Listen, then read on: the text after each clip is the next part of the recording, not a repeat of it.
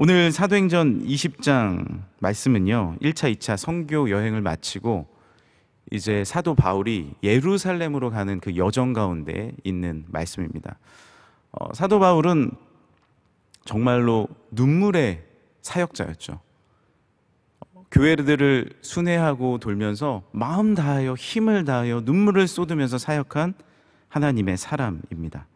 특별히 오늘 말씀은 3년간 목회한 에베소 교인들, 그 리더들을 불러서 마지막으로 이제 예루살렘으로 돌아가기 전에 진심으로 전해주고 싶은 말씀들, 그 마음들을 전하는 또 핵심적인 부분입니다. 오늘 말씀을 통해 우리가 알 수 있는 것은 그 에베소에서 목회하던 그 3년, 에베소뿐만 아니라 그 소아시아 교회를 돌면서 목회하던 그 일들, 바울이 사역하던 그 일평생에 보여준 선교, 열정의 선교였다라는 거죠.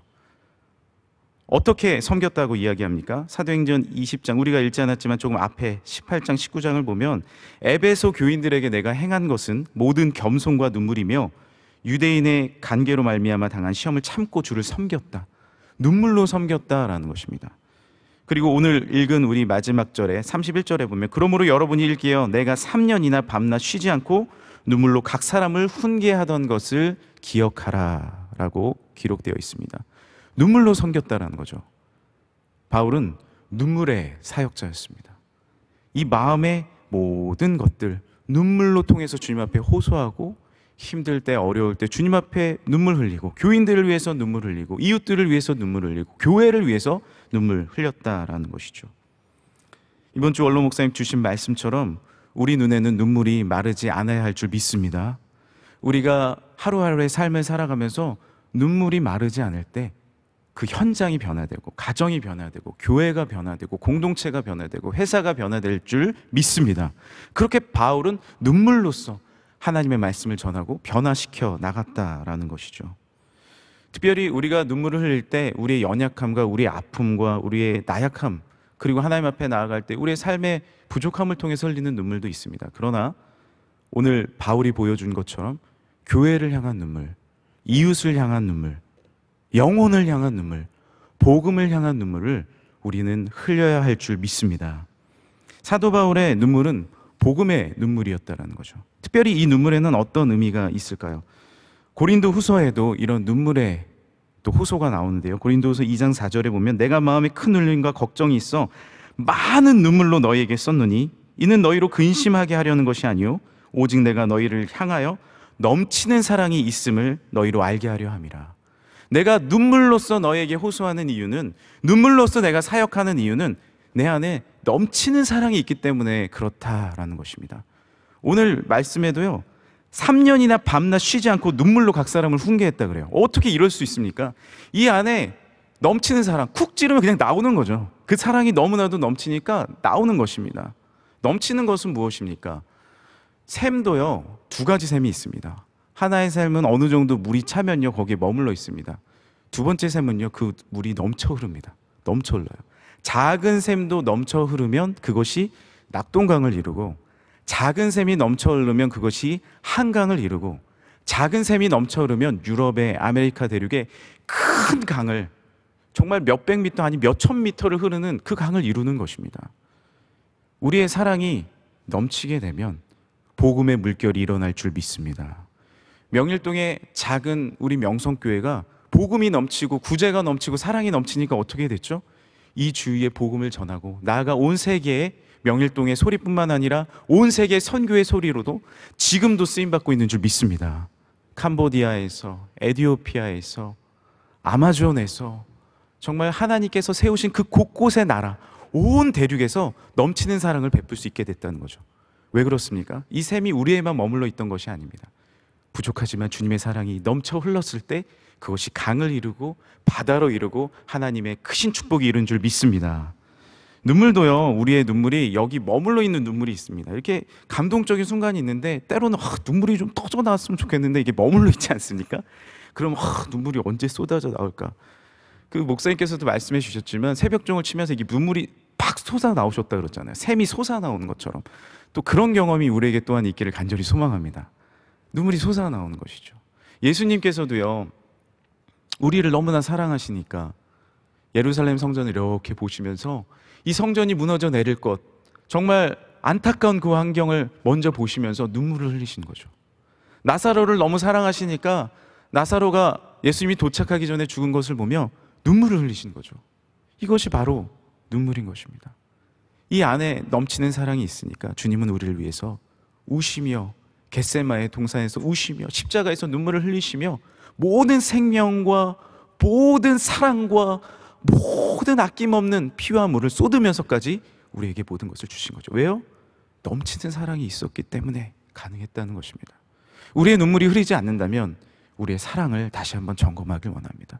우리의 가족에, 우리의 공동체에, 우리의 삶의 현장에 주여 눈물이 있게 하소서, 내 눈물이 넘치게 하소서 고백하는 우리 모든 성도님이 되시길 간절히 소망합니다. 죄송하지만 제가 이제 처음, 오늘도 이제 교사 선생님이, 부장님이 기도해 주셨지만 처음 교사했던 경험을 함께 나누고자 합니다. 제가 교사를 처음 했던 시기는 이제 고등학교를 졸업하고 대학교 됐을 때, 이제 저희 교회도 대학교 되면은 교사를 많이 시키거든요. 저도 이제 처음으로 대학생이 됐을 때 교사를 했습니다. 교사를 한다고 갔더니 중학교 1학년 반을 맡겨주시는 거예요. 한 잘 나오는 아들이 한 3, 4명 정도 있더라고요. 그래서 그 반을 놓고 이제 반사를 하는데, 이 뭐 티셔츠 입고 이렇게 교사를 하려니까 별로 이렇게 뭔가 이렇게 권위가 쓰는 것 같지 않고, 어머니한테 어머니 저 양복 모르지만 마이 하나 사주세요. 그때 마이라고 불렀거든요. 마이 하나 사주세요. 그래서 겉옷을 하나 어머니가 어디서 중고 옷을 갖고 오셔가지고 저를 입히셨는데 팔이 이렇게 길어가지고 이러고 다녔던 것 같아요. 그때 기억하더라고요. 이렇게 다녔는데 더 볼품 없었는데 이제 좋다고 이러면서 교사를 했습니다. 이제 교사를 하는데 아이들한테 좀 멋있는 뭐 말씀도 좀 전하고 싶고 멋지게 보이시고 그랬던 것 같아요. 처음이다 보니까. 그러다가 이제 몇 개월이 지나니까 말을 안 들어요. 아이들이 말을 안 들어서 정말 힘들다, 때려치고 싶다, 정말 내가 왜 대학교 생활을 즐겨야 되는데 교사를 한다 그래가지고 이런 생각도 들고 그랬습니다.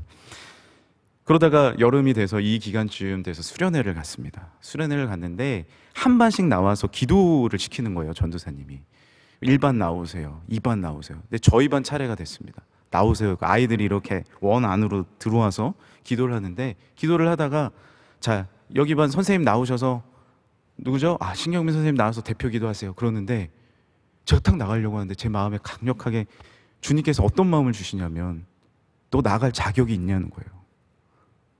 나가야 되는데 갑자기 그 마음이 오니까 못 나가겠는 거예요. 너 교사 맞냐는 거예요. 또 이 아들을 돌볼 반사 맞냐는 거예요. 또 이 아들을 위해서 진짜 눈물 흘려봤다는 거죠. 못 나가겠더라고요.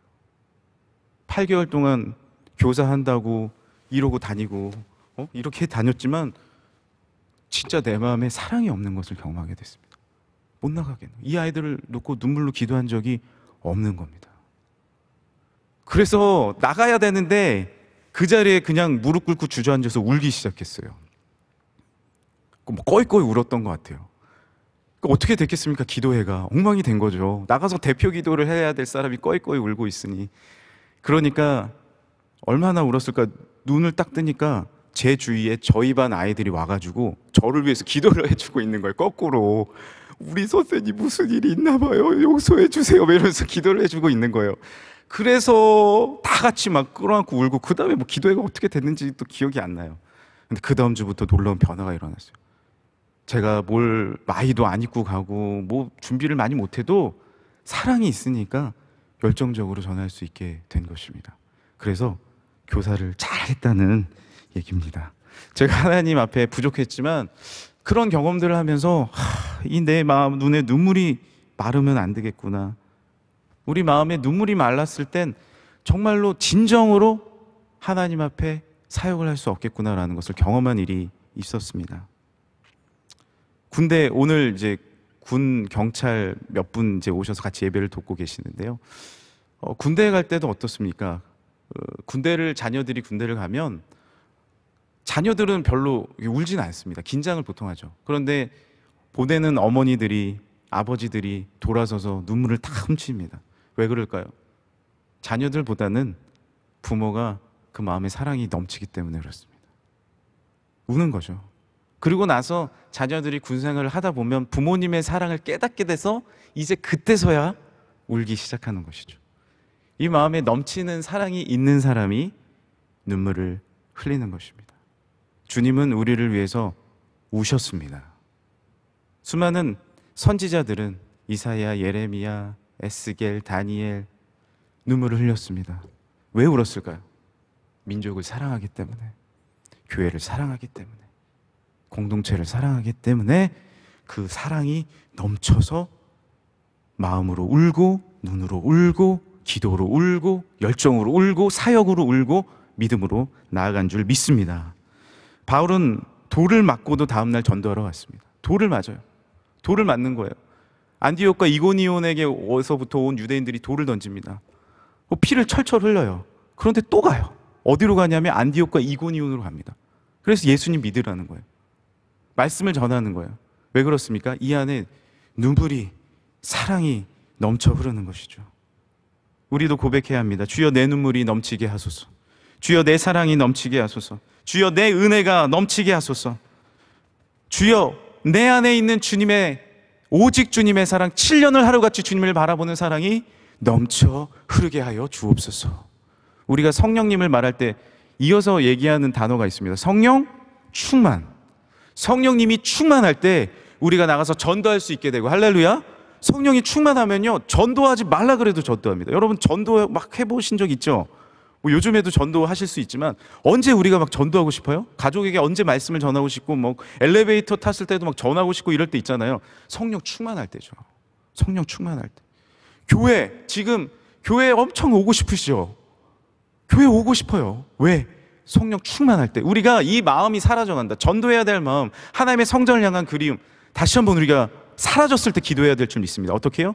주여 나에게 성령의 충만함을 주옵소서. 그냥 머물러 있는 것이 아니라 넘치게 하여 주옵소서 라고 고백해야 될 줄 믿습니다. 오늘 말씀의 20장 23절에는요, 사도 바울은요 이렇게 이야기합니다. 리더들을 불러놓고 나는 성령에 매여 있다. 22절에, 23절에도 나는 성령이 내게 증언하고 계시다. 성령님이 내게 증언하고 계시다는 거예요. 그러니까 뭐라고 얘기해요? 나는 괜찮다는 거예요. 나 예루살렘에 가서 결박당하고 환난당할 거야. 그렇게 주님은 나에게 말씀하셨어요. 그러나 나는 괜찮아요. 나는 달려갈 길 다 달려가고, 나에게 맡겨주신 사명, 그 은혜의 복음을 증언하는 일에는 나의 생명조차 중요하지 않습니다. 저 괜찮습니다 라고 이야기하는 거예요. 27절에도 내가 거리끼지 않고 하나님의 뜻을 다 여러분에게 전했습니다. 저 괜찮습니다. 그러고 나서 뭐라고 이야기합니까?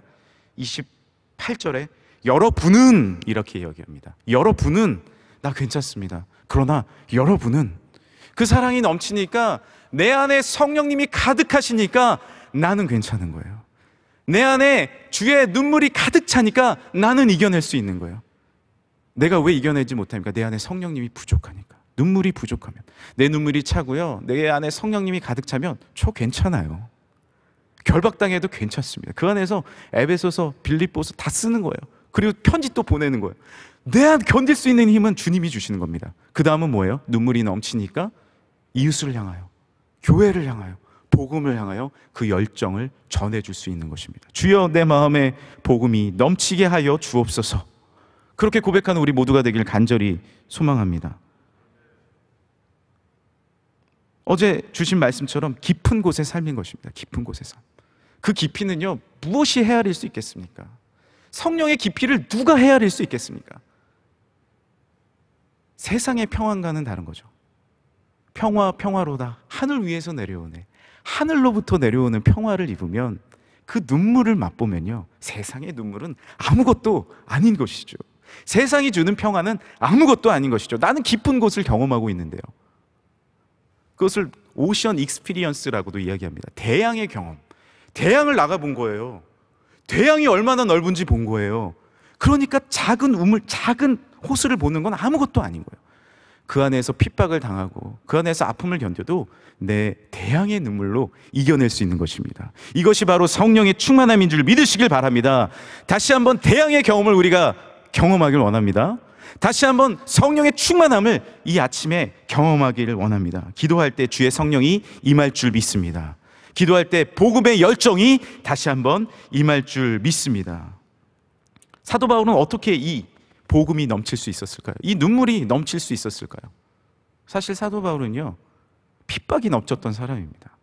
손가락질이 많았던 사람이에요. 너 예수님 믿어? 어떻게 일로 와? 유대인 중에도 앞선 유대인, 바리새인 중에도 앞서서 잡아내는 거예요. 돌을 치는 거예요. 스데반을 치는 거예요. 그렇게 살았으니 얼마나 예수님이 나타나셨을 때 회개의 눈물을 흘렸겠습니까? 실제로요, 말씀을 읽어보면 쭉 그 사도행전과 신약의 서신서를 읽어보면요, 사도 바울은요 아라비아 사막에서 3년간 머물렀습니다. 사막에서 뭘 했을까요? 사역도 하지 않고 예수님을 만난 다음에 바로 사역한 게 아닙니다. 바로 소아시아 돌고 뭐 예루살렘 안디옥 교회에서 활동한 게 아닙니다. 3년 동안 눈물을 흘린 거예요. 회개한 거죠. 그리고 다시 사역을 시작하여 했으나, 여러분 생각해 보십시오. 그렇게 핍박했던 사람이 사역을 시작하려니 믿어줬겠습니까? 안 믿어준 거죠. 11년 동안 사역을 하지 못합니다. 그러나 끝없는 눈물과, 그리고 그를 일으켜 세우려고 했던 바나바의 눈물, 그를 변화시키려고 다시 한번 사역에 세워주려고 했던 베드로의 눈물, 초대교회의 눈물을 통해서 사도 바울은 다시 하나님의 사역의 현장에 쓸 수 있게 된 겁니다. 누군가의 눈물로, 누군가 널 위하여 누군가 기도하네. 내가 홀로 외로워 마음이 무너질 때 누군가 널 위해 기도하네. 조용히 그대 위에 누군가 기도하네. 내가 홀로 외로워서 마음이 무너질 때 누군가 널 위해 기도하네. 이런 찬양이 있지 않습니까? 주님이 기도해 주신 거예요. 바나바와 베드로와 초대교회 성도들이 기도해 주신 거예요. 우리가 어떻게 이 자리에 설 수 있겠습니까? 누군가 날 위해 기도해 준 겁니다. 성령님이 말할 수 없는 탄식으로 나를 위해 기도해 준 거예요. 원로 목사님과 담임 목사님과 수많은 장로님들과 주변에 있는 구역 식구들과 부서 식구들과 주변에 있는 수많은 성도님들이 날 위해 기도해 준 거예요. 우리의 부모님이, 우리의 가족들이 아빠 변화시켜 달라고, 우리 가족 변화시켜 달라고 그렇게 기도해서 여기 와 계신 거 아닙니까? 이 자리에 앉아서 기도하고 있는 거 아닙니까? 이제 우리는 뭘 해야 됩니까?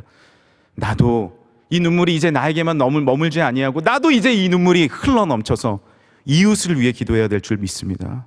옆집의 변화를 위해 기도해야 될 줄 믿습니다. 아직도 믿지 않는 그 가족들을 위해 기도해야 될 줄 믿습니다.